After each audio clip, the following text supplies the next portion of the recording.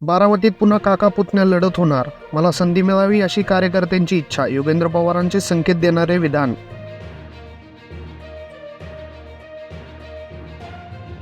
गोपनीय माहितीनुसार माझ्या जीवाला धोका. अपघाताची अफवा पसरवले जात आहेत. बच्चू कडू यांचे पोलिसांना पत्र. कारवाईची मागणी. केजरीवाल यांची सुटका म्हणजे तपास यंत्रणांना चपराक. संजय राऊत यांचा हल्ला.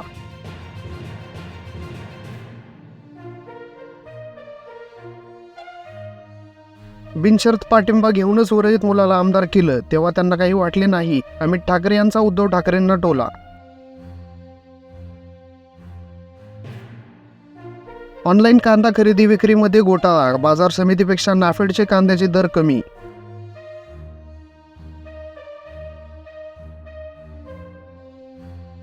₹54 लाख बोगस कुणबी नोंदी रद्द करा. नवीन प्रमाणपत्र देऊ नका. ओबीसी आंदोलक वाघमारेंची मागणी.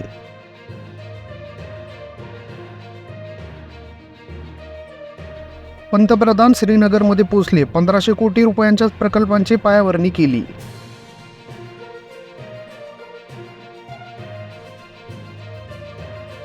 केंद्रीय राज्यमंत्री मुरलीधर मोहोळ यांच्यासमोरच भाजप कार्यकर्ते एकमेकांवर भिडले. अंतर्गत वाद चव्हाट्यावर.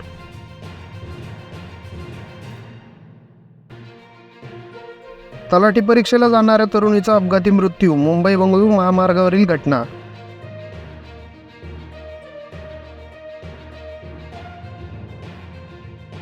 वडट्टीवारांच्या फोनवरून मुख्यमंत्र्यांचा हक्केंशी संवाद. प्रकृतीची काळजी घेण्याचे आवाहन. उद्या शिष्टमंडळ पाठवण्याची दिली ग्वाही.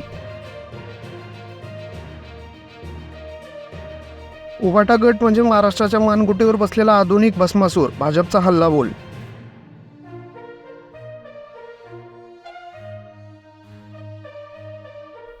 अपार्टमेंटच्या बाल्कनीतून पडून माजी क्रिकेटपटूचा मृत्यू. मानसिक स्थिती बिघडल्याने जीवन संपवल्याची चर्चा.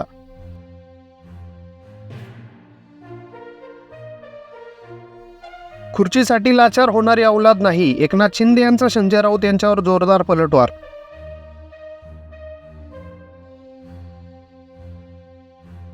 मतमोजणी प्रक्रियेत काही गोष्टी संशयास्पद होत्या. गजानन कीर्तीकरांचा वायकरांच्या विजयावर संशय.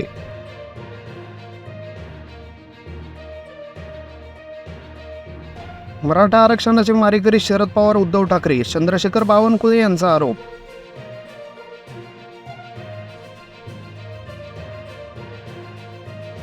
शरद पवार 50 वर्षापासून राजकारणात, मग त्यांनी मराठा आरक्षणाचा निर्णय का घेतला नाही? चंद्रकांत पाटलांचा सवाल.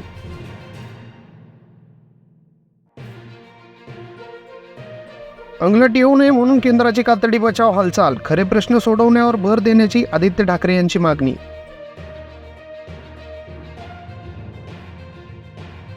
प्रकाश आंबेडकरांनंतर रामदास आठवलेंचाही हाकेंच्या आंदोलनाला पाठिंबा. सरकारने दखल घेऊन उपोषण सोडवण्याची मागणी.